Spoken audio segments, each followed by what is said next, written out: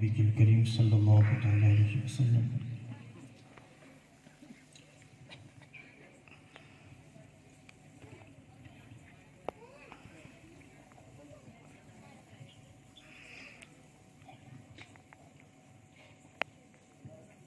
ان اللہ وملائکتہ یصلون علی النبی یا ایہا الذین آمنوا صلوا علیہ وسلموا تسلیما۔ اللہم صلی علی سیدنا وشفیعنا ونبینا ومولانا محمد وبارک وسلم صلاة و سلاما علیک یا رسول اللہ صلی اللہ تعالی علیہ وسلم۔ سبحان ربک رب العزة عما یصفون وسلام علی المرسلین والحمد للہ رب العالمین۔ بحق لا الہ الا اللہ محمد رسول اللہ صلی اللہ تعالی علیہ وسلم۔ محفل پاک میں شرکت فرما سادات کرام، اسٹیج پر حاضر علماء ذوی الاحترام و دیگر حاضرین محفل، السلام علیکم ورحمۃ اللہ وبرکاتہ۔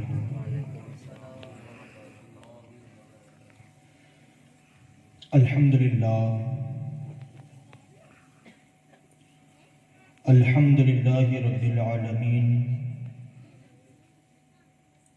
والعاقبۃ للمتقین،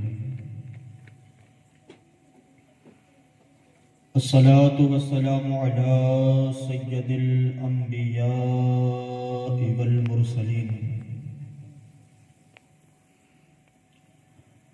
وعلى آلہ واصحابہ وازواجہ وذریاتہ واہل بیتہ اجمعین، اما بعد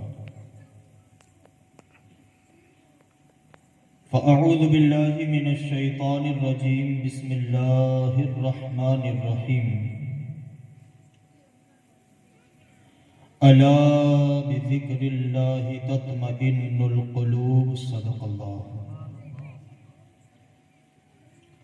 صدق اللہ و مولانا العظیم وبلغنا رسولہ النبی الامین المکین المختار الکریم، ونحن على ذلك لمن الشاهدين والشاكرين والحمد لله رب العالمين۔ آئیے سب سے پہلے ہم اور آپ مل کر انیس بے کساں چارہ ساز درد منداں، ہم غریبوں کے غمگسار، ہم فقیروں کی ثروت، مصطفیٰ جان رحمت، شمع بزم ہدایت، نوشہ بزم جنت، جناب احمد مجتبی، اور پڑھیں اللہم صلی علی سیدنا شفیعنا و نبینا و مولانا محمد معدن الجود والکرم ومنبع العلم والحلم والحکم وآلہ واصحابہ وبارک وسلم صلاة و سلاما علیک یا رسول اللہ صلی اللہ تعالی علیہ وسلم۔ یا رسول اللہ انظر حالنا، یا حبیب اللہ اسمع قالنا، اننی فی بحر ہم مغرق، خذ یدی سہل لنا اشکالنا، لی خمسۃ اطفی بها حر الوباء الحاطمہ، المصطفى والمرتضى وابناهما والفاطمہ، المصطفى والمرتضى وابناهما والفاطمہ، المصطفى والمرتضى وابناهما والفاطمہ۔ غوث اعظم بمنے بے سر و سامان مدد، قبلہ دین مدد، کعبہ ایمان مدد، بگرداب بلا افتاد کشتی، ضعیفانو شکستہ تو کشتی، بحق خواجہ عثمان ہارونی مدد کن یا معین الدین چشتی، مدد کن یا معین الدین چشتی، مدد کن یا معین الدین چشتی۔ حضرات محترم، آپ حضرات بخودی جانتے ہیں کہ آج کی یہ محفل پاک، آج کا یہ اجلاس مرحومہ سیدہ رحیمہ ماں کے 10ویں کے موقع پر ان کی بارگاہ میں خراج عقیدت کو پیش کرنے کے لیے اس اجلاس کا اہتمام ہوا ہے اور اس محفل پاک کو سجایا گیا ہے۔ رب قدیر کی بارگاہ میں سب سے پہلے دعا ہے کہ مولا تبارک و تعالی پنجتن پاک اور ائمہ اہل بیت کے صدق و توسل سے مرحومہ کے درجات کو بلند فرمائے اور اللہ تبارک و تعالی انہیں اپنے پیارے حبیب صلی اللہ تعالی علیہ وسلم کی زیارت و شفاعت نصیب فرمائے۔ خطبہ مسنونہ کے بعد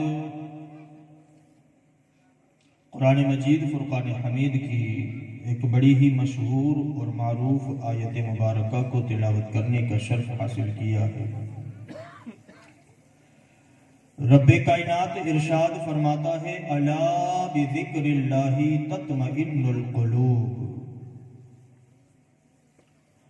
خبردار ہو جاؤ تحقیق کے اللہ تبارک و تعالی کے ذکر سے دلوں کو اطمینان ملتا ہے۔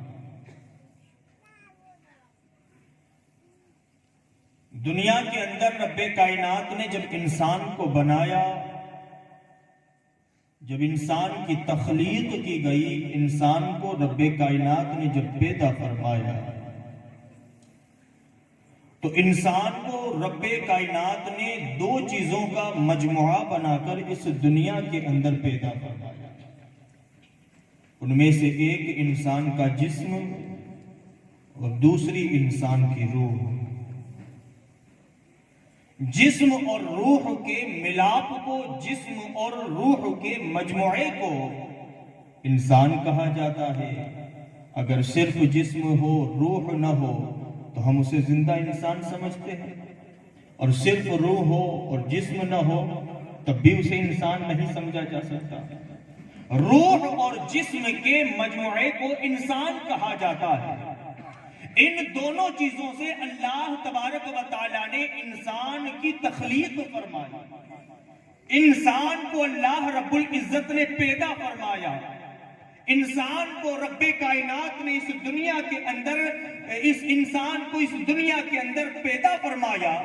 اب آپ سوچیں کہ جس طریقے سے انسان کے جسم کے اندر کئی طرح کے مرض پیدا ہوتے ہیں، انسان کے جسم کے اندر کئی طرح کی بیماریاں پیدا ہوتی ہیں، انسان کئی طرح کے مرض کے اندر مبتلا ہوتا ہے، انسان مریض بنتا ہے، اس کا جسم مریض بنتا ہے، کبھی کوئی بیماری، کبھی کوئی بیماری، کبھی کوئی بیماری۔ انسان کے جسم کے اندر کئی طرح کی بیماریاں پیدا ہوتی ہے، ہزاروں اور کئی سو طرح کی بیماریاں انسان کے جسم کے اندر وجود پاتی ہے۔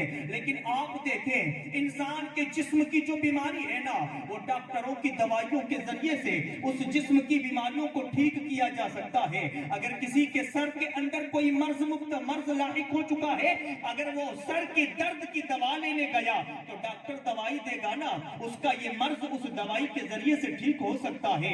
انسان کی آنکھوں میں اگر کوئی مرض ہے تو وہ دوائی لے گا، اس کے آنکھوں کا مرض درست ہو سکتا ہے۔ انسان کے کانوں میں اگر کوئی مرض لاحق ہو جائے، وہ دوائی لے تو ڈاکٹر کی دوائی کے ذریعے سے اس کے کان کا مرض دور ہو سکتا ہے۔ انسان کے منہ کے اندر اگر کوئی مرض پیدا ہو جائے، وہ ڈاکٹر سے اگر علاج طلب کرے، ڈاکٹر اگر اس کا علاج دے دے تو انسان کے منہ کے مرض درست ہو سکتے ہیں۔ انسان کے شکم کے اندر، انسان کے پیٹ کے اندر، انسان کے سینے کے اندر، انسان کے ہاتھوں کے اندر، انسان کے پیروں کے اندر، یہاں تک کہ جسم کے کسی بھی عضو کے اندر اگر کوئی بھی مرض لاحق ہو جائے، وہ ڈاکٹر سے دوائی لے، ڈاکٹر کی دوائی سے جسم کا مرض دور ہو سکتا ہے، جسم کی بیماری دور ہو سکتی ہے، جسم کی پریشانی، جسم کی تکلیف ڈاکٹر درد کی دوائی سے دور ہو سکتی ہے، لیکن آپ دیکھیں جس طریقے سے جسم بیمار پڑتا ہے نا، اسی طریقے سے روح بھی بیمار پڑتی ہے۔ جس طریقے سے جسم کو دوائی کی ضرورت ہوتی ہے، اسی طریقے سے جب روح بیمار پڑتی ہے تو روح کو بھی دوائی کی ضرورت ہوتی ہے۔ جس طریقے سے جسم کے مرض کو دور کرنے کے لیے علاج کی ضرورت ہوتی ہے، ویسے ہی روح کے مرض کو دور کرنے کے لیے علاج کی ضرورت پیش آتی ہے۔ اب جسم کی بیماریاں تو ہمیں سمجھ میں آ گئی کہ جسم کے اندر کئی طرح کی بیماریاں ہوتی ہیں، لیکن یہ روح کی بیماری کیا ہے؟ تو آج روح کی بیماری کے اندر دنیا کا ہر انسان گھرا ہوا ہے۔ دنیا کا ہر انسان روح کے مرض کے اندر مبتلا نظر آئے گا، چاہے وہ امیر ہو یا پھر غریب ہو، چاہے وہ سیٹ ہو یا پھر مزدور ہو، چاہے وہ انسان بزرگ ہو یا پھر جوان ہو، چاہے وہ انسان آبادی میں رہنے والا ہو یا تنے تنہا جنگلوں ویرانوں میں رہنے والا ہو، دنیا کے اندر بڑے سے لے کر چھوٹے تک ہر انسان روح کی بیماری کے اندر مبتلا نظر آئے گا۔ روح کی بیماری کے اندر وہ پریشان نظر آئے گا۔ اب آپ سوچیں گے وہ روح کی بیماری کیا ہے؟ تو روح کی بیماری کوئی اور نہیں، دنیا کا آج ہر انسان یہ کہتا نظر آتا ہے کہ مجھے کہیں پر سکون نہیں مل رہا ہے، کہیں پر قرار نہیں مل رہا ہے۔ دولت والا ہے وہ بھی بے سکونی کی شکایت کر رہا ہے، اگر کوئی غریب ہے وہ بھی بے قراری کی شکایتیں کر رہا ہے، اگر کوئی سیٹ ہے وہ بھی بے قراری کی شکایت کر رہا ہے، اگر کوئی مزدور ہے وہ بھی بے قراری کی شکایت کر رہا ہے، اگر کوئی عالم ہے وہ بھی بے قراری کی شکایت کر رہا ہے، اگر کوئی عام انسان ہے وہ بھی بے قراری کی شکایت کر رہا ہے۔ یہ بے قراری کا جو مرض ہے، یہ بے سکونی کا جو مرض ہے، یہ مرض جسم کا نہیں ہے بلکہ یہ مرض انسان کی روح کا مرض ہے۔ یہ بیماری انسان کے روح کی بیماری ہے۔ اگر جسم کا مرض ہوتا تو ڈاکٹروں کی دواؤں کے ذریعے سے بے قراری ختم ہونی تھی، لیکن کئی ایسے انسان تمہیں ملیں گے کہ کئی برسوں تک اپنی بے قراری کو دور کرنے کے لیے ڈاکٹروں کے پاس دوڑتے چلے گئے، لیکن کئی برسوں تک دوائی کرنے کے باوجود بھی ان کی بے قراری ختم نہ ہوئی، ان کی بے چینی ختم نہ ہوئی، ان کو کہیں اطمینان نہ ملا، ان کو کہیں سکون نہ ملا۔ وجہ کیا ہے؟ وجہ یہی ہے کہ یہ جو بے قراری ہے وہ جسم کی بیماری نہیں ہے بلکہ یہ روح کی بیماری ہے۔ جسم کی بیماری دنیاوی ڈاکٹروں، دنیاوی طبیبوں، دنیاوی حکیموں کی حکمت سے اور ان کے علاج سے جسمانی بیماریاں دور ہوتی ہے، لیکن جو روح کی بیماری ہوتی ہے وہ دنیاوی ڈاکٹروں کی دوائی سے ٹھیک نہیں ہوتی۔ آپ پوچھیں گے پھر کیسے ٹھیک ہوگی؟ پھر ہم اپنی بے قراری ختم کیسے کریں؟ پھر ہم اپنی بے چینی کو دور کیسے کریں؟ تو آؤ مجھ سے نہ پوچھو، رب کائنات کی کتاب قرآن مقدس سے سوال کرو کہ اے اللہ کی سچی کتاب، تو ہی بتا دے کہ تجھے تو رب کائنات نے نازل کیا ہے، تیرے اندر تو دنیا بنی تب سے لے کر قیامت تک کی ساری چیزیں ذکر کی گئی ہے، تیرے اندر تو قیامت کے بعد کا بھی ذکر کیا گیا، تیرے اندر تو حشر کا بھی ذکر کیا گیا، تیرے اندر تو جنت و جہنم کا بھی ذکر کیا گیا۔ اے رب کی نازل کرتا سچی کتاب، اے قرآن مقدس تو بتا، جو ہم بے قراری کے مرض میں ہماری روح مبتلا ہے، ہم اپنی بے قراری کو ختم کیسے کریں، اس مرض کو دور کیسے کریں؟ تو قرآن پکار پکار کر کہتا ہے الا بذکر اللہ تطمئن القلوب، اے اپنی بے قراری کو دور کرنے والوں، اپنی بے چینی کا علاج ڈھونڈنے والوں، اللہ تبارک و تعالیٰ نے، رب کائنات نے خود رب کے ذکر کے اندر دلوں کو چین کی دولت رکھ دی ہے اور تمہاری اس مرض کا علاج رکھ دیا ہے۔ جب تم بے قرار ہو جاؤ اپنے رب کو یاد کر لو، میرا مولا ذکر خدا کی برکت سے تمہاری بے قراری کو دور فرما دے گا۔ الا بذکر اللہ تطمئن القلوب، خبردار ہو جاؤ، دلوں کو جو سکون ملتا ہے نا وہ رب کائنات کے ذکر سے ملتا ہے۔ اب یہ بات ہمیں سمجھ میں آ گئی ہے کہ روح کی بیماری، یہ بے قراری جو ہے نا، اور آج تو ڈبل بے قراری ہے، آج تو ماحول کے حساب سے ڈبل بے قراری ہے۔ 1.5 سال پونے 2 سال سے جب سے یہ کووڈ-19 کی بیماری آئی نا، انسان بے قرار ہی نظر آ رہا۔ اگر اس کے سر میں تھوڑا سا درد ہو جائے نا تو ڈبل بے قراری ہو جاتی۔ اس کو تھوڑا سا اگر بخار آ جائے تو وہ ڈبل بے قرار ہو جاتا ہے کہ کہیں ایسا تو نہیں ہے کہ کہیں اس پھیلی ہوئی بیماری نے مجھے مبتلا کر لیا ہے، اس کے اندر میں ڈوب چکا ہوں، یا یہ بیماری مجھے لاحق ہو چکی ہے۔ انسان آج دگنا طور پر بہت ہی تیزی کے ساتھ بے قرار نظر آ رہا ہے۔ یارو اس کا علاج یہی ہے، اپنی بے قراری کو ختم کرنا ہے نا تو اپنے رب کا ذکر کرو، اللہ تمہاری بے قراری کو ختم کرو۔ جو سکون چاہتے ہو تو رب کے ذکر میں سکون رکھا گیا، اطمینان چاہتے ہو تو اللہ نے اپنے ذکر کے اندر اطمینان کی دولت رکھ دی ہے۔ اور ایک بات ایمان تازہ کرنے کی بتاؤ کہ اگر رب کائنات کا ذکر کیا جائے نا تو سکون تو ملتا ہے، لیکن یہاں ذکر خدا میں سونے پر سہاگا ہے، ذکر خدا میں سونے پر سہاگا ہے۔ مطلب کیا کہ تم ذکر خدا کرو، اللہ تمہاری بے چینی دور کرے، اور تم ذکر خدا کرو، رب کائنات تمہارے گناہوں کی بخشش کرے۔ ذکر خدا سے انسان کے گناہ بخش دیے جاتے ہیں، ذکر خدا سے انسان کے گناہوں کو معاف کر دیا جاتا ہے۔ حدیث پاک ہے، اللہ کے نبی صلی اللہ علیہ وسلم ارشاد فرماتے ہیں کہ جب کوئی انسان زمین پر رہ کر مسلمان مومن زمین پر رہ کر جب کلمہ طیبہ کا ورد کرتا ہے، کلمہ طیبہ کا ذکر کرتا ہے، کلمہ طیبہ پڑھتا ہے، کس انداز سے پڑھتا ہے وہ بھی رسول اللہ صلی اللہ علیہ وسلم نے بتایا کہ جب کوئی مسلمان زمین پر رہ کر کلمہ طیبہ کو اس انداز سے پڑھتا ہے کہ اس کلمہ طیبہ کا جو لا ہے، لا، اس لا کو مد کے ساتھ پڑھتا ہے۔ مد کا مطلب تھوڑا سا کھینچ کر پڑھتا ہے، کس انداز سے؟ لا الہ الا اللہ محمد رسول اللہ صلی اللہ علیہ وسلم۔ اللہ کے نبی صلی اللہ علیہ وسلم فرماتے ہیں کہ جب کوئی بندہ مومن، جب کوئی مسلمان زمین پر رہ کر اس کلمہ طیبہ کا اس انداز سے ورد کرتا ہے، اس انداز سے اس کلمے کو پڑھتا ہے، رسول اللہ صلی اللہ علیہ وسلم ارشاد فرماتے ہیں کہ اس کے کلمہ طیبہ کے ذکر کرنے کی وجہ سے، کلمہ طیبہ کو مد کے ساتھ پڑھنے کی وجہ سے عرش اعظم ہلنے لگتا ہے۔ زمین پر کلمہ پڑھتا ہے مومن، زمین پر کلمہ پڑھتا ہے مسلمان، اور آسمانوں میں جو عرش ہے، آسمانوں سے بھی بلند جو عرش ہے، وہ عرش اس بندے کے کلمہ پڑھنے کی وجہ سے حرکت کرنے لگتا ہے، ہلنے لگتا ہے۔ رب کائنات فرماتا ہے عرش ساکن ہو جا، اے عرش رک جا، کیوں حرکت کر رہا ہے، کیوں ہل رہا ہے؟ وہ عرش کہتا ہے میرے مولا، زمین پر تیرے ایک بندے نے، زمین پر تیرے نبی کے کلمہ پڑھنے والے نے آج کلمہ طیبہ کا ذکر کیا ہے، کلمہ طیبہ کو پڑھا ہے اور مد کے ساتھ پڑھا ہے۔ اے میرے مولا، میں اس بندے کے کلمہ پڑھنے کی وجہ سے ہل رہا ہوں، حرکت کر رہا ہوں۔ اللہ رب العزت حکم دیتا ہے عرش اب تو وہ کلمہ پڑھ چکا، اب تو ساکن ہو جا، اب تو رک جا، اب تو تھم جا۔ وہ عرش کہتا ہے نہیں، اے میرے مولا، جب تک تو اس کلمہ پڑھنے والے کو معاف نہیں کر دیتا اس وقت تک میں رک نہیں سکتا، اس وقت تک میں تھم نہیں سکتا، اس وقت تک میں ٹھہر نہیں سکتا۔ رب کائنات کے تے عرش پھر گواہ بن جا، آج زمین پر جس نے کلمہ طیبہ کو مد کے ساتھ پڑھا ہے، کھینچ کر پڑھا ہے، تو گواہ بن جا کہ اس کے کلمہ پڑھنے کی وجہ سے میں نے اس انسان کے گناہوں کو معاف کر دیا۔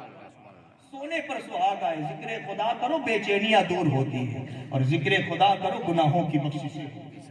اور یہ ذکر خدا پھر کسی بھی انداز میں ہو سکتا ہے، ذکر خدا کسی بھی انداز میں ہو سکتا ہے۔ تم اللہ اللہ کرو تب بھی ذکر خدا ہے، نبی پر درود پڑھو تب بھی ذکر خدا ہے، تم صحابہ کا تذکرہ کرو تب بھی ذکر خدا ہے، تم اہل بیت اطہار کا ذکر کرو تب بھی ذکر خدا ہے، تم شہدائے عظام کا تذکرہ کرو تب بھی ذکر خدا ہے، تم ولیوں اور بزرگوں کا تذکرہ کرو تب بھی ذکر خدا ہے، تم غوث اعظم دستگیر کا ذکر کرو تب بھی ذکر خدا ہے، تم غریب نواز کا ذکر کرو تب بھی ذکر خدا ہے۔ ذکر کئی طریقے سے ہو سکتا ہے، اللہ کے کسی بھی برگزیدہ بندے کا تذکرہ کرنا کہ ذکر خدا کے اندر شامل کیا جائے۔ اللہ ان کے تذکرے سے ذکر خدا کی ثواب اور ذکر خدا کا بدلہ عطا فرماتا ہے۔ اللہ اکبر۔ اور یہ ذکر خدا کیا ہے؟ بس انشاءاللہ وقت ہوتے ہوتے جو وقت مجھے دیا گیا ہے اس وقت پر بھی انشاءاللہ تبارک و تعالیٰ اپنے تقریر کو ختم کر دوں گا۔ بس کچھ باتیں عرض کر کے اپنے تقریر کو میں اختتام کی طرف لے جاؤں گا کہ یہ جو ذکر خدا ہے نا، یہ ذکر خدا سے انسان کیسے بخشا جاتا ہے، کیسے بخشا جاتا ہے۔ ایک صحابی رسول گزرے ہیں، علماء کرام کی حاضری میں کہہ رہا ہوں کہ حضرت جن کا نام حضرت سیدنا دحیہ کلبی رضی اللہ عنہ، اپنے وقت کے ایک اللہ کے برگزیدہ بندے اور صحابی رسول ہے حضرت سیدنا دحیہ کلبی رحمت اللہ تعالی علیہ رضی اللہ تعالی عنہ۔ آپ جب اسلام آپ نے قبول نہیں کیا تھا، اس سے پہلے کی زندگی تو آپ کی بہت ہی 60 سال کی یا 70 سال کی آپ کی زندگی گزری، اور اس 60 یا 70 سال کی زندگی کے بعد آپ نے مذہب اسلام کو قبول کیا۔ اور یہ دحیہ کلبی کون شخصیت ہے؟ میں آپ کو ان کا تھوڑا سا تذکرہ بھی کر کے سنا دوں کہ دحیہ کلبی کس ہستی کا نام ہے۔ محرم الحرام کے بیانات آپ جب سنتے ہیں، شہدائے کربلا کا ذکر جب آپ سنتے ہیں، تو اس شہدائے کربلا کے تذکرے کے اندر کہیں نہ کہیں دحیہ کلبی کا ذکر کیا جاتا ہے۔ حضرت سیدنا امام پاک، امام عرش مقام، سیدنا امام عالی مقام، امام حسین علی جدہ و آلہ السلام، سیدنا امام حسین کے جب بچپن کا زمانہ تھا نا، یہ حضرت سیدنا دحیہ کلبی رضی اللہ تعالی عنہ آقا کریم صلی اللہ علیہ وسلم کی بارگاہ میں اکثر و بیشتر رسول اللہ صلی اللہ علیہ وسلم کی خدمت میں آیا کرتے تھے۔ مولا حسین کے بچپن کا زمانہ ہے، جب بھی دحیہ کلبی اللہ کے رسول صلی اللہ علیہ وسلم کی خدمت میں حاضر ہوتے نا، تو امام پاک امام عرش مقام امام حسین علی جدہ وآلہ السلام اٹھتے، بچپن کا زمانہ تھا، اٹھتے اور اٹھ کر حضرت دحیہ کلبی کی گود میں جا کر بیٹھ جاتے۔ کتنے خوش قسمت ہیں، ہے نا؟ مولا حسین جنہوں نے سارے اسلام کی حفاظت فرما لی، جنہوں نے سارے اسلام کی آبیاری کر دی، جنہوں نے سارے اسلام کو اپنے خون سے تر و تازہ کر دیا، وہ حسین ابن علی حضرت دحیہ کلبی کی گود میں جا کر کھیل رہے ہیں۔ اور حضرت سیدنا دحیہ کلبی جب تک ہوتے نا، مولا حسین ان کی گود میں بیٹھ کر کھیلا کرتے، کبھی داڑھی سے کھیلتے، کبھی ان کے جسم پر جو لباس ہوتا ان لباس سے کھیلتے، کبھی ان کے بالوں سے کھیلتے، مولا حسین بس کھیلتے رہتے۔ اور سیدنا دحیہ کلبی رضی اللہ تعالی عنہ، اللہ تبارک و تعالی نے ان کو حسن و جمال بہت دیا تھا، بڑی خوبصورتی اللہ نے ان کو عطا فرمائی، بڑا حسن و جمال، اور ان کے حسن و جمال کی وجہ سے، ان کی خوبصورتی کی وجہ سے حضرت سیدنا جبرائیل امین علیہ السلام جب انسانی شکل میں اللہ کے رسول صلی اللہ تعالی علیہ وسلم کی خدمت میں حاضر ہوتے نا، تو بارہا دیکھا گیا کہ جناب جبرائیل امین کسی اور کی شکل میں نہیں، حضرت دحیہ کلبی کی شکل میں مصطفیٰ کریم کی بارگاہ میں حاضر ہوا۔ جناب جبرائیل امین دحیہ کلبی کی شکل میں رسول اللہ صلی اللہ علیہ وسلم کی خدمت میں حاضر ہوا کرتے۔ ایک بار اسی انداز سے دحیہ کلبی کی شکل میں جناب جبرائیل امین فرشتوں کے سردار آ گئے، مولا حسین رسول اللہ صلی اللہ علیہ وسلم کی خدمت میں موجود تھے، بچپن تھا، حضرت جبرائیل امین آئے دحیہ کلبی کی شکل میں، مولا حسین نے دیکھا دحیہ کلبی آئے ہیں، اٹھے اور اٹھ کر حضرت دحیہ کلبی کی گود میں جا کر بیٹھ گئے۔ تھے جناب جبرائیل شکل دحیہ کلبی کی، مولا حسین جا کر ان کی گود میں بیٹھ گئے، ان کی داڑھی سے کھیلنا شروع کیا، ان کے سروں کے بال سے کھیلنا شروع کیا، جسم پر جو لباس تھا اس لباس سے کھیلنا شروع کیا۔ قربان جاؤں اللہ کے رسول صلی اللہ علیہ وسلم یہ منظر دیکھ رہے ہیں، رسول اللہ صلی اللہ علیہ وسلم سامنے بیٹھ کر سارے مناظر دیکھ رہے ہیں۔ کچھ دیر تک تو اللہ کے نبی صلی اللہ علیہ وسلم نے کچھ نہ کہا، لیکن تھوڑی دیر کے بعد مولا حسین سے کہا، بیٹے حسین اب ان کی گود سے نیچے آ جاؤ، اب ان کی گود سے نیچے آ جاؤ، ان کو ان کی حال پر چھوڑ دو۔ مولا حسین سے جب اللہ کے رسول نے ارشاد فرمایا نا، تو مولا حسین اترنے کا نام نہیں دے رہے، اترنے کا نام نہیں لے رہے، بس کھیلتے چلے جا رہے، کھیلتے چلے جا رہے۔ پھر مولا حسین سے کہا، اے بیٹے حسین نیچے آ جاؤ، لیکن لیکن مولا حسین اب اترنے کا نام نہیں لے رہے ہیں۔ حضرت دحیہ کلبی یعنی کہ جناب جبرائیل امین علیہ السلام نے رسول اللہ صلی اللہ علیہ وسلم کی خدمت میں عرض کیا، یا رسول اللہ صلی اللہ علیہ وسلم، حسین کو میری گود میں کھیلنے دو۔ حسین اگرچہ بظاہر نہیں سمجھ پاتے ہیں کہ میں کون ہوں، وہ مجھے دحیہ کلبی ہی سمجھ کر کھیل رہے ہیں۔ یا رسول اللہ آپ جانتے ہیں میں کون ہوں، میں جانتا ہوں میں کون ہوں، میرا خدا جانتا ہے میں کون ہوں، لیکن میرے محبوب حسین کو میری گود میں کھیلنے دو، اس لیے کہ جب تک حسین میری گود میں کھیلیں گے اس وقت تک رب کائنات مجھ پر اپنی رحمتوں کی بارشیں کرے گا، اور اللہ حسین کے کھیلنے کی بدولت میرے مقام، میرے رتبے اور میرے درجات کو بلند و بالا فرماتا چلا جائے گا۔ اب سمجھ میں آ گیا، لاؤ ایسا خاندان یارو دنیا میں ہو تو لا کر دکھاؤ ایسا خاندان جو نبی کا گھرانہ ہے، جو نبی کا خاندان ہے، لا کر دکھاؤ ایسا خاندان اگر دنیا میں پایا جائے۔ ارے یہ تو جبرائیل امین کی گود میں حسین کھیل رہے ہیں، اٹھاؤ سیرت مولا حسین علی جدہ علیہ السلام، تاریخ کربلا پڑھو، یا مولا حسین کی زندگی پر جتنی کتابیں لکھی گئی ہیں ان کتابوں کا مطالعہ کرو تو پتا چلے گا کہ یہی جبرائیل ہے کہ جو کبھی بچپنے میں مولا حسین کے بچپنے میں کبھی اللہ کے حکم سے حسین کے جھولے کو جھلانے کے لیے بھی آتے تھے، اور یہی جبرائیل ہے کہ جب کبھی کبھی حسین کا درزی بن کر سیدہ خاتون جنت کے دروازے پر آ کر کھڑا ہو جایا کرتا تھا۔ یہی جبرائیل امین، ایسا خاندان لا کر دکھا دو، فرشتوں کا سردار ہے جناب جبرائیل، کوئی عام ہستی تو نہیں، فرشتوں کے سردار ہے، لیکن درزی بن کر حسین کے دروازے پر آ کر کھڑے ہو جاتے ہیں، سیدہ خاتون جنت کے دروازے پر آ کر کھڑے ہو جاتے ہیں، کبھی ان کے جھولے کو جھلانے کے لیے آ جاتے ہیں، کبھی اگر حسین سو رہے ہو تو ان کی بارگاہ میں بس ایسے ہی ان کے دیدار کے لیے تشریف لے آتے ہیں۔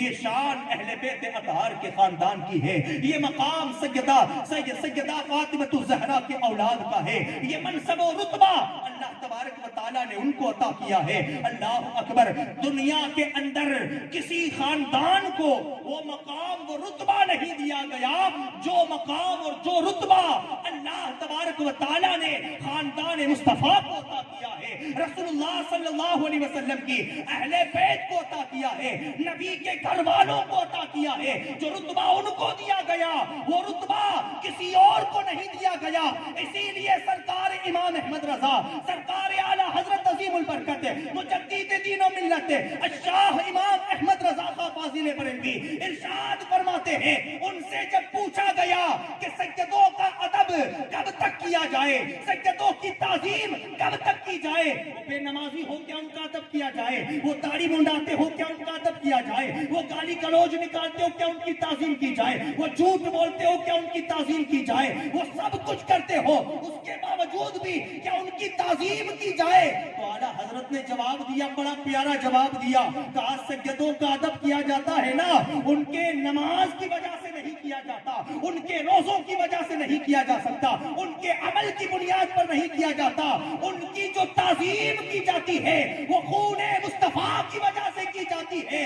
اگر کوئی سجد زادہ گناہ کے اندر گرفتار بھی ہے تب بھی خون رہتا ہے، گناہ کرنے سے خون نہیں بدلتا، اور جب خون نہیں بدلتا تو ان کی تعظیم بھی نہیں مٹتی، بلکہ ہر حال میں سید زادے کا ادب اور ان کا احترام اور ان کی تعظیم کی جانا چاہیے۔ اللہ اکبر، یا رسول اللہ، یا علی۔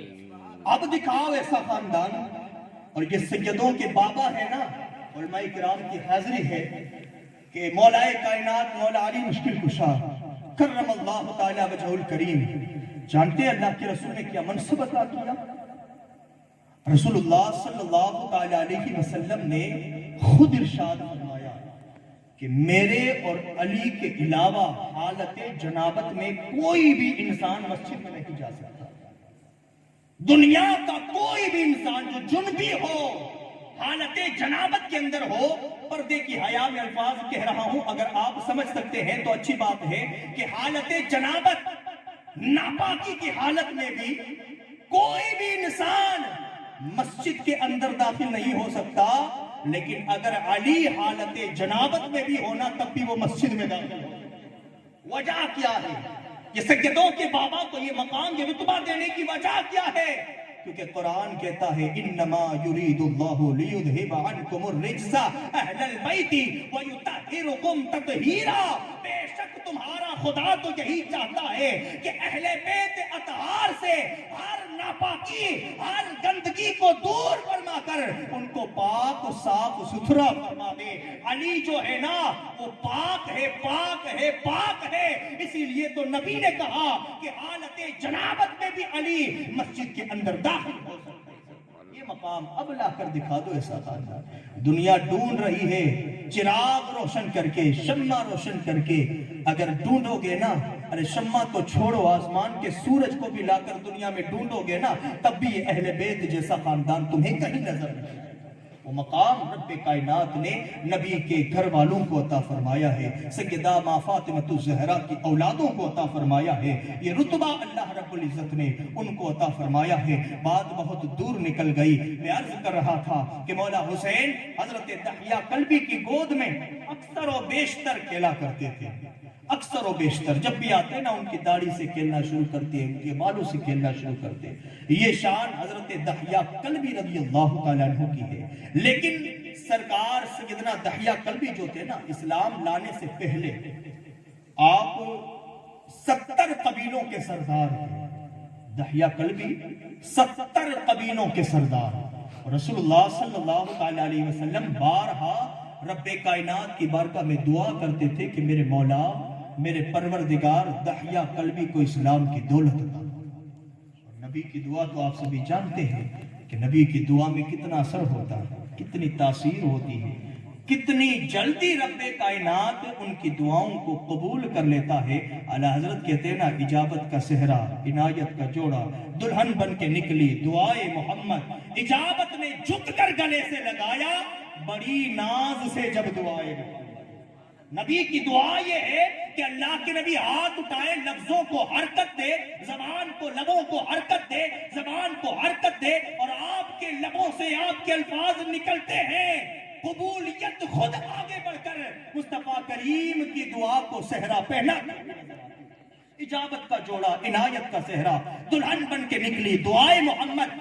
اجابت نے جھک کر گلے سے لگایا بڑی ناز سے جب دعائے محمد. اور دعا کے نبی کی دعا کے متعلق اگر پوچھنا ہو نا تو جناب ابو ہریرہ سے پوچھ لو. جناب ابو ہریرہ سے پوچھ لو کہ نبی کی دعا کیا ہے, مصطفیٰ کریم صلی اللہ علیہ وسلم کی دعا میں کتنا اثر ہے. کون ابو ہریرہ جانتے ہیں جو اصحاب صفہ میں سے ہیں؟ وہ سیدنا ابو ہریرہ رضی اللہ تعالیٰ عنہ کہ جن کے نام سے وہ مشہور نہیں ہوئے. نبی نے جو لقب دیا وہ لقب ابو ہریرہ سے وہ کنیت ابو ہریرہ سے مشہور ہوئے. وہ شان جناب ابو ہریرہ کی ہے, اصحاب صفہ میں سے ہے. اور کئی ایک احادیث کریمہ اور روایتوں کے مطابق اگر بتاؤں تو اکثریت کے ساتھ جن سے حدیث مروی ہے ان میں جناب ابو ہریرہ کا نام لیا جاتا ہے. اور وہ ابو ہریرہ کہ جب بزرگی کی حالت میں پہنچے, جب اپنے طویل عمر کی حالت میں پہنچے, سر کے بال سفید ہوئے, جب داڑھی کے بال سفید ہوئے, ان کو مدینہ المنورہ کی سرزمین پر حضرت مولا علی مشکل کشا کرم اللہ تعالی وجہہ الکریم کے شہزادے مولا حسین کے جوانی کا عالم ہے. اور مولا حسین علی جدہ و آلہ السلام اللہ اکبر مدینہ کی گلیوں کے اندر کوئی شخص انتقال کر جاتا ہے اور ان کے انتقال کرنے سے پہلے وہ شخص وصیت کرتا ہے کہ جب میں انتقال کر جاؤں نا تو میری نماز جنازہ امام پاک امام عرش مقام امام حسین خود آ کر پڑھا. لوگوں کا کتنا عقیدہ تھا نا سادات کرام پر. وہ عرض کرتے تھے, وصیتیں کرتے تھے کہ ہماری نماز جنازہ بھی سید زادہ پڑھا, ہماری نماز جنازہ بھی سید زادہ پڑھائی. عقیدہ تھا. بات بہت دور نکل جائے گی, اپنے موضوع کی طرف جلد سے جلد بڑھنا چاہتا ہوں. مولا امام علی مقام امام حسین علیہ جدہ علیہ السلام کی جوانی کا عالم, اس شخص نے وصیت کر دی کہ مولا حسین آ کر میری نماز جنازہ پڑھائے. اللہ اکبر. مولا حسین, وہ اس شخص کا انتقال ہوا نا, مولا حسین کو خبر دی گئی. اس انداز سے اس شخص نے وصیت فرمائی ہے. مولا حسین تشریف لائے اور ان کے جنازے کو تیار کر کے رکھا گیا تھا. مولا حسین آئے اور اپنی نالین مبارک اپنی نالین مبارک کو جنازے سے کچھ دوری پر اتارا اور اتارنے کے بعد آپ نماز پڑھانے کے لیے حاضر ہوئے. سارے لوگ صف میں کھڑے ہو گئے. نماز شروع ہوئی. نماز جنازہ کو آپ نے پڑھایا اور جب نماز جنازہ ختم ہو گئی نا, مولا حسین جانے لگے. مولا حسین جب واپس جانے لگے اپنی نالین کو پہننے لگے تو وہاں لوگوں نے کیا دیکھا کہ ایک شخص ہے جو چہرہ گھما کر سر پر امامہ سجائے ہوئے ہے, داڑھی کے بال سفید ہے, سر کے بال سفید ہے, چہرہ گھمائے ہوئے ہے.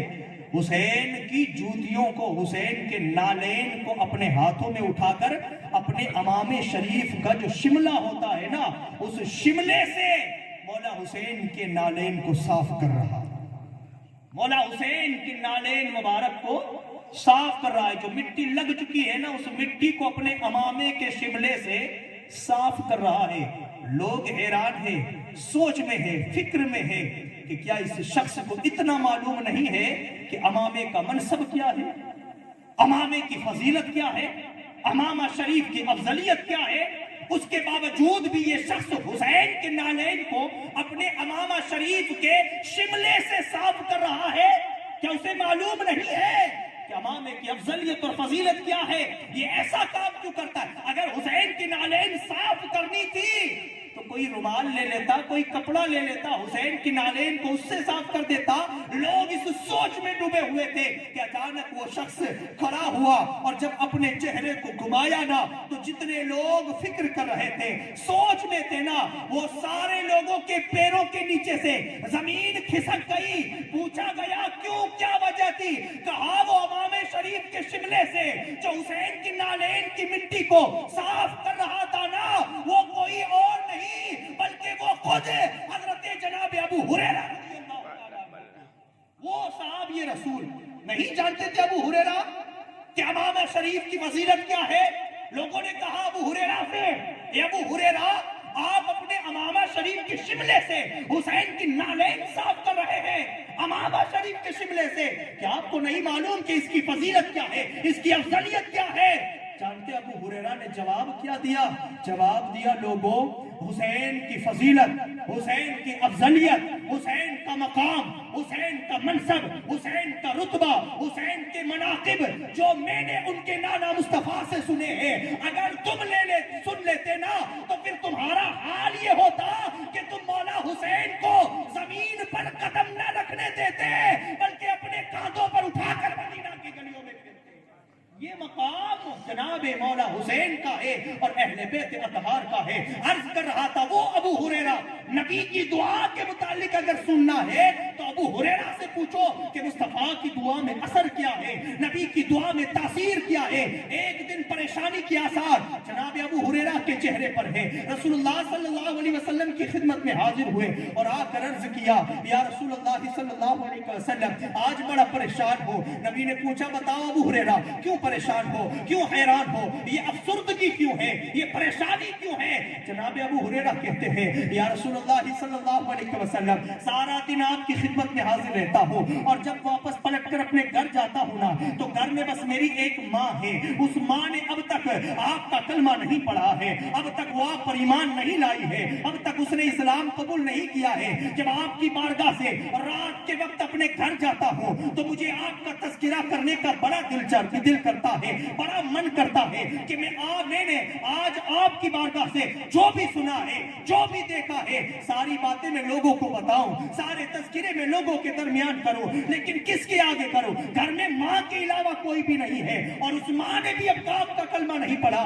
جب واپس پلٹتا ہوں نا تو میری ماں سے جا کر میں ساری باتیں کرنا شروع کر دیتا ہوں, جو کچھ دیکھتا ہوں بس بتانا شروع کر دیتا ہوں. میری ماں مجھ سے کہتی ہے, اے بیٹے, اگر اس محمد عربی کا چرچا کرنا ہے نا تو کہیں اور جا کر کرو, میرے سامنے نہ کرو, اس لیے کہ میں محمد عربی کو معاذ اللہ نہیں مانتی ہوں, میں ان کا کلمہ نہیں پڑھتی ہوں, میں ان پر ایمان نہیں لائی ہوں. پریشان اس بات سے ہوں کہ یا رسول اللہ, کاش کہ میری ماں کو بھی ایمان کی دولت مل جائے, اسلام قبول کرنے کی توفیق مل جائے.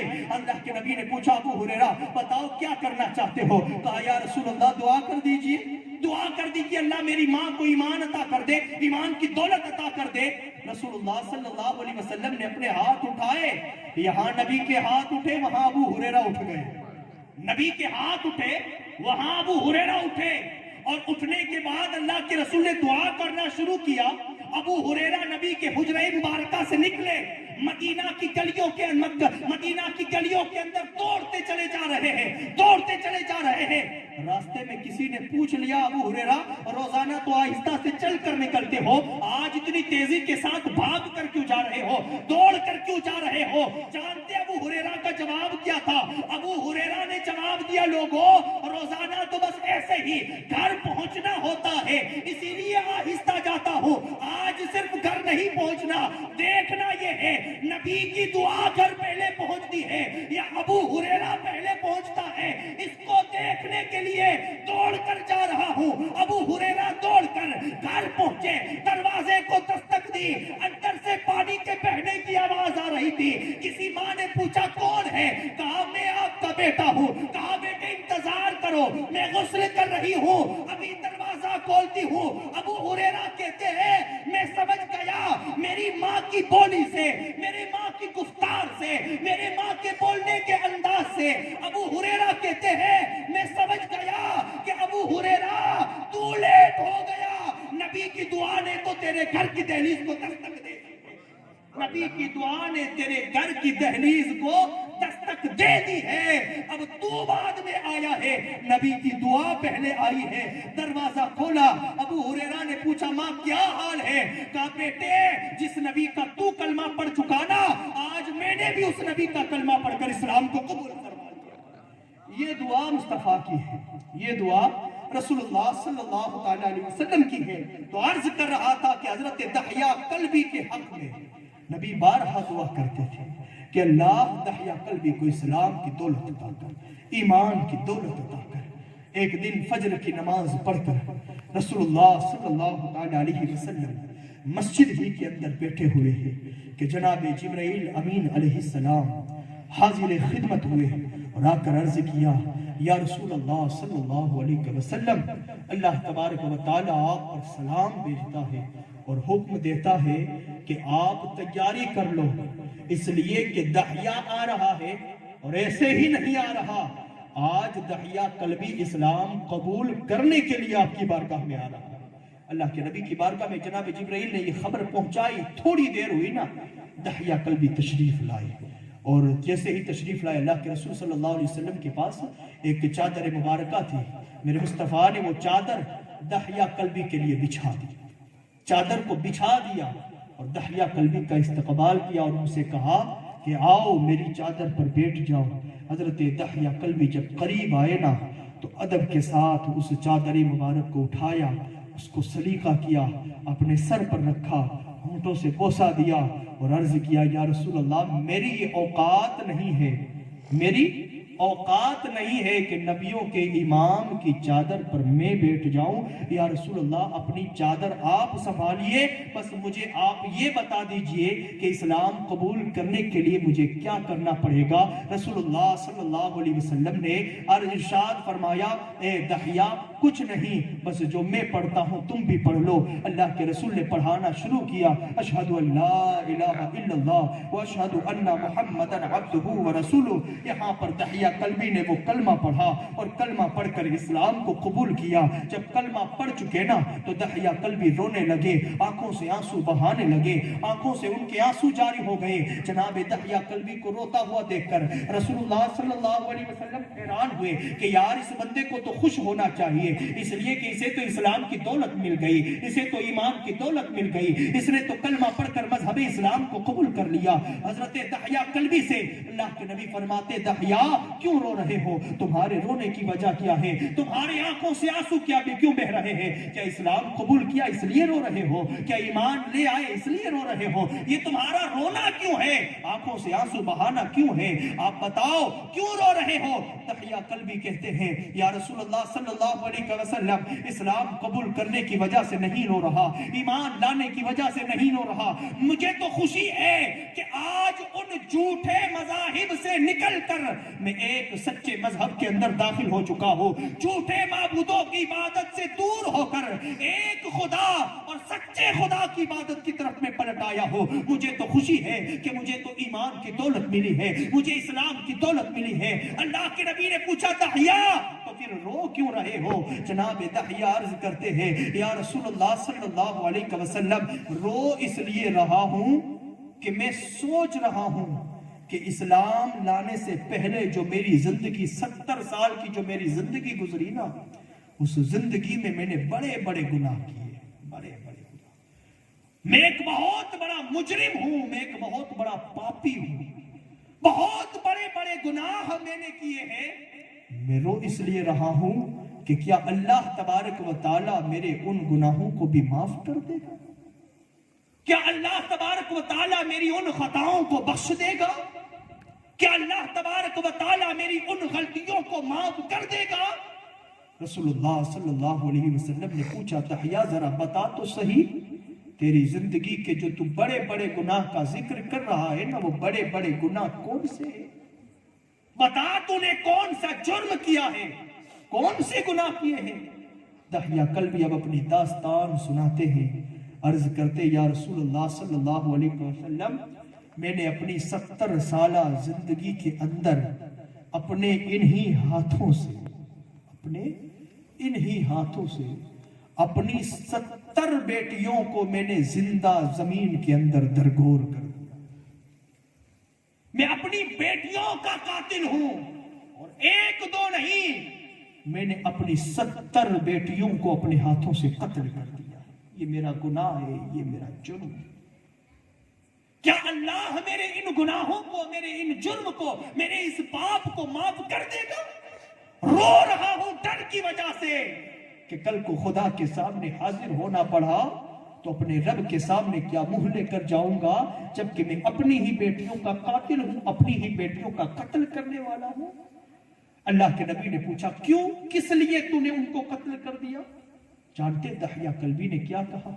عرض کیا یا رسول اللہ، اس خوف سے کہ میں 70 قبیلوں کا سردار ہوں، کل کو میری بیٹی جوان ہوگی، وہ کسی کے نکاح میں جائے گی، اور جس سے وہ نکاح کرے گی وہ انسان دحیہ کلبی کے داماد سے مشہور ہو، اس خوف سے کہ دنیا ان کو داماد دحیہ کلبی کہے گی، دحیہ کلبی کا داماد ہے یہ کہہ کر دنیا اسے پکارے گی، اس خوف کی وجہ سے اپنی 70 بیٹیوں کو میں نے بچپنے ہی کے اندر پیدا ہوتے ہی اپنے ہاتھوں سے میں نے ان کو قتل کر دیا۔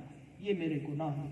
اللہ کے نبی صلی اللہ علیہ وسلم اللہ اکبر جب اتنا سنتے ہیں نا تو آپ بھی سوچ میں پڑ جاتے ہیں، تصورات کے اندر پڑ جاتے ہیں کہ یار دحیہ تیرے گناہ تو بڑے بڑے ہیں، تیرے گناہ تو بہت بڑے ہیں، بہت بڑے بڑے گناہ تو نے کیے ہیں دحیہ۔ لیکن یہاں پر ایک بات یارو یہ بھی سمجھ میں آتی ہے نا کہ اسلام کے آنے سے پہلے بیٹیوں کے ساتھ ظلم تھا، اسلام کے آنے کے بعد بیٹیوں کے وقار کو بڑھا دیا۔ اسلام آنے سے پہلے بیٹیوں کا وہ منصب، وہ رتبہ اور بیٹیوں کی مقام کو لوگوں کی نظروں میں اتنا اونچا نہیں رکھا گیا تھا، لیکن اسلام کے آنے کے بعد بیٹیوں کا مقام جانتے کتنا بلند کیا گیا؟ اتنا بلند کیا گیا، اتنا بلند کیا گیا کہ وہ بیٹی اگر رابعہ بصریہ کی شکل میں دنیا میں پیدا ہونا تو کعبہ خود چل کر رابعہ بصریہ کا طواف کرتا نظر آتا ہے۔ عورت کے مقام کو اسلام نے اتنا بلند کر دیا، عورت کے رتبے کو اسلام نے اتنا بلند و بالا کر دیا، ورنہ اسلام کے آنے سے پہلے بیٹیوں کی کوئی قدر و قیمت نہیں تھی۔ ہر جگہ کا، صرف عرب نہیں بلکہ عجم کے اندر بھی بیٹیوں کا کوئی وقار نہیں تھا۔ لوگ کہتے ہیں اسلام نے بیٹیوں کو پابند بنا دیا، قید کر دیا۔ ارے اسلام نے بیٹیوں کو قید نہیں کیا، بلکہ اسلام نے تو بیٹیوں کو پردے کی شکل میں بہت ہی بلند و بالا رتبہ عطا فرما دیا، پاکیزہ بنا دیا ہے۔ اللہ اکبر۔ دحیہ کلبی نے کہا میں نے اپنی 70 بیٹیوں کو اس ہاتھ سے، اپنے ہاتھوں سے قتل کر دیا۔ اللہ کے نبی نے فرمایا کہ دحیہ تیرے گناہ تو بہت بڑے ہیں۔ اللہ کے رسول نے جب اتنا کہا نا، جناب جبرائیل امین تشریف لائے، اور آ کر کہا یا رسول اللہ صلی اللہ علیہ وسلم دحیہ کلبی کو مبارکباد دے دو، خوشخبری دے دو، ان کو یہ مبارکباد پیش کر دو کہ جب تم نے کلمہ پڑھ لیا نا، جب تم اسلام کے اندر داخل ہو چکے، جب تم نے ایمان لے آئے، اللہ اور اس کے رسول پر جب تم ایمان لے آئے، اے دحیہ اب اسلام لانے سے پہلے جتنے تمہارے گناہ تھے نا وہ اسلام قبول کرنے کی وجہ سے رب کائنات نے بخش دیے ہیں۔ اور یا رسول اللہ دحیہ کلبی سے یہ بھی کہہ دو کہ ان کے 70 بیٹیوں کو جو دحیہ کلبی نے قتل کیا ہے نا، اللہ کہتا ہے کلمہ پڑھنے کی وجہ سے دحیہ کلبی کے 70 بیٹیوں کو جو انہوں نے قتل کیا، اللہ نے دحیہ کے اس گناہ کو بھی بخش دیا ہے، اس گناہ کو بھی معاف کر دیا ہے۔ رسول اللہ صلی اللہ علیہ وسلم نے دحیہ کلبی کو مبارکباد پیش کر دی، وہ ان کی خوشی کا تو کوئی ٹھکانہ نہ رہا، لیکن پھر رسول اللہ صلی اللہ علیہ وسلم صحابہ کرام کے درمیان بیٹھے ہیں اور ان کی طرف متوجہ ہوئے اور ان سے کہا صحابہ یہ دحیہ کلبی جیسا انسان اگر ایک مرتبہ کلمہ پڑھے اللہ ان کے 70 سال کے گناہوں کو بخش دیتا ہے، تو میرا جو امتی اپنی ساری زندگی کلمہ پڑھنے کے اندر گزار دے، اللہ رب العزت ان کے گناہ صغیرہ کو کیسے بخش نہیں سکتا ہے۔